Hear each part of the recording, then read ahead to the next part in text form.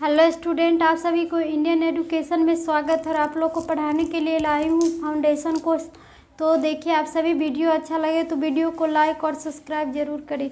तो क्या है कि अध्याय 7 में जनसंख्या पॉपुलेशन पार्ट से आज पढ़ना है प्रश्न नंबर 6। तो प्रश्न 6 नंबर में क्या है, तो ये भारत की जनसंख्या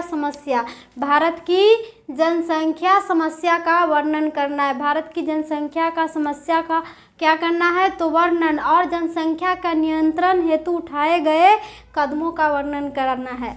और जो जनसंख्या का नियंत्रण है उस पर उठाए गए कदमों के बारे में क्या करना है, तो वर्णन करना है। तो explain population problem of India, तो ये भारत की जनसंख्या की समस्या का क्या करना है, तो वर्णन करना है।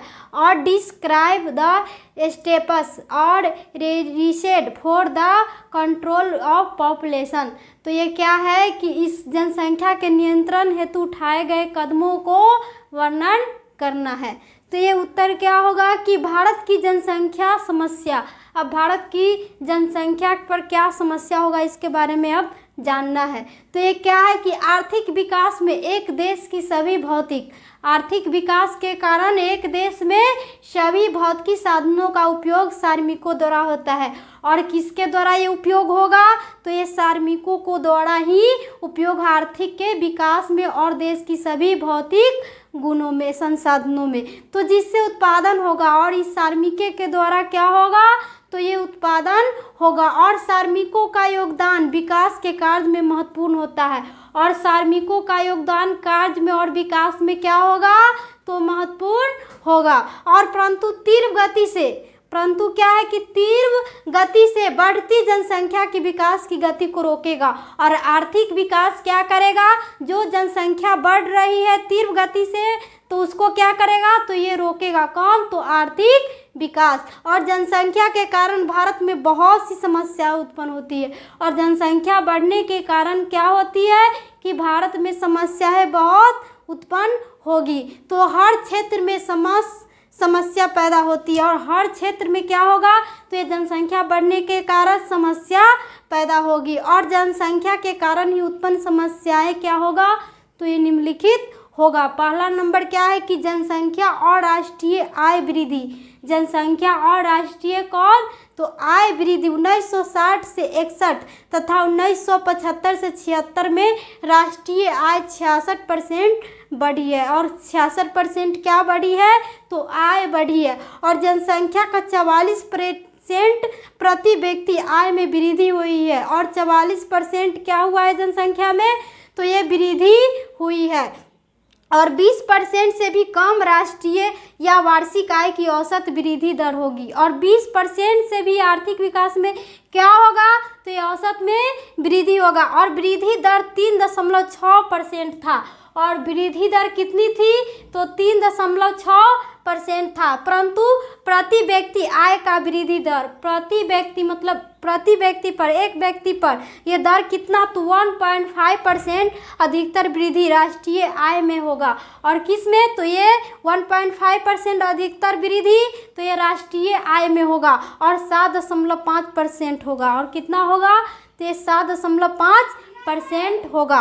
तो दूसरा नंबर क्या है कि जनसंख्या और भोजन आपूर्ति। जनसंख्या और भोजन आपूर्ति, तो इसमें क्या होगा कि माल्थम ने जनसंख्या और कौन वैज्ञानिक, तो माल्थन ने जनसंख्या और भोजन आपूर्ति के संबंधों में माल्थन ने क्या बताया था कि जनसंख्या और भोजन की आपूर्ति के कारण, किसके, तो भोजन की आपूर्ति के लिए संबंधों पर लेख लिखा है। और इस जो भोजन की आपूर्ति के लिए कौन लेख लिखा है, तो माल्थन ने लेख लिखा है कि भारत में हर वर्ष प्रति व्यक्ति उपजाऊ जमीन घट जाता है। और ये माल्थन ने क्या लिखा है कि भारत में क्या हो रही है कि जनसंख्या बढ़ने के कारण जमीन भी घट रही है। और अनुत्पादक व्यक्तियों का, जनसंख्या और अनुत्पादक व्यक्तियों का बोझ, तो जनसंख्या और अनुत्पादक व्यक्ति का क्या है, तो बोझ। तो ये जनसंख्या को उत्पादक और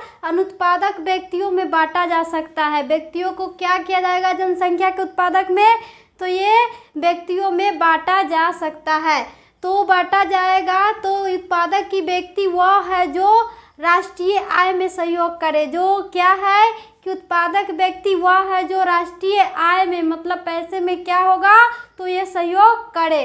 तो अनुत्पादक व्यक्ति रोजगार प्राप्त नहीं होगा, और अनुत्पादक व्यक्ति होगा तो उसको क्या होगा, तो रोजगार प्राप्त नहीं होगा। तो अर्थात बच्चे, बूढ़े और 15 से 19 वर्ष के बेरोजगार, बच्चे, बूढ़े और 15 से 19 वर्ष के बेरोजगार व्यक्ति अनुत्पादक होते हैं। और 15 से 19 वर्ष के बेरोजगार व्यक्ति होंगे, बच्चे, बूढ़े, ये सभी क्या होंगे, तो व्यक्ति अनुत्पादक बेरोजगार होंगे। तो ये चौथा नंबर क्या है, तो जनसंख्या। जनसंख्या और बेरोजगार, जनसंख्या और बेरोजगार क्या है, तो इसके बारे में, तो जनसंख्या वृद्धि के साथ साथ, जनसंख्या किसके, तो वृद्धि के साथ साथ श्रमिकों की संख्या बढ़ रही है, और वृद्धि के साथ जनसंख्या की क्या हो रही है, तो श्रमिकों की संख्या बढ़ रही है। अतः बेरोजगारी की समस्या भी निदान कठिन होगा, और बेरोजगारी में क्या होगा, तो ये समस्या का निदान कठिन होगा, हो रहा है। और क्या होगा, तो ये 1971 में बेरोजगारी संख्या, और 1971 में बेरोजगारी की संख्या 18.7 मिलियन थी, और 1971 में बेरोजगारी की संख्या कितनी थी, तो ये 18.7 मिलियन थी। तो ये पाँचवा नंबर क्या है कि जनसंख्या तथा शिक्षा, चिकित्सा।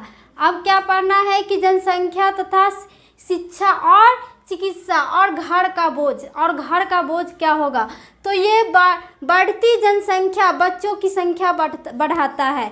बढ़ती जनसंख्या किसको बढ़ाएगा, तो ये बच्चों की संख्या को बढ़ाता है, जो शिक्षा पर ज़्यादा खर्च खोजता है। और जो बच्चा क्या करेगा, वो तो शिक्षा का खर्च खोजेगा, ज़्यादा खर्च खोजता है। तो प्रति व्यक्ति वार्षिक शिक्षा खर्च 98 रुपया, अगर प्रति व्यक्ति पर कितना रुपया खर्चा है, तो 98 रुपया खर्चा है, किस में, तो शिक्षा में। तो 6 से 14 वर्ष के बीच की जनसंख्या, और 6 वर्ष से 14 वर्ष की बीच की जनसंख्या जो क्या है कि 1971 में 23.6 मिलियन थी, और 1971 में कितनी थी, तो 23.6 मिलियन थी। पर शिक्षा खर्च प्रत्येक वर्ष पर क्या है कि शिक्षा का खर्च प्रत्येक वर्ष में 250 करोड़ है, और प्रत्येक वर्ष में कितनी है, तो ये 250 करोड़ है। तो इसके अलावा चिकित्सा आवास खर्च भी बढ़ेगा, और इसके अलावा क्या होगा, तो ये बच्चे बढ़ेगा, तो ये शिक्षा सभी चीज़ की क्या होगी, तो ये पैसे की ही ज़रूरत होगी, इसीलिए क्या होगा, तो बेरोजगार होंगे। और इसके अलावा चिकित्सा आवास खर्च भी बढ़ेगा। चिकित्सा में मतलब डॉक्टरी लाइन में जाने पर आवास की कमी, भोजन, ये सभी में क्या होंगे, तो खर्च होंगे। तो छठा नंबर क्या है, जनसंख्या।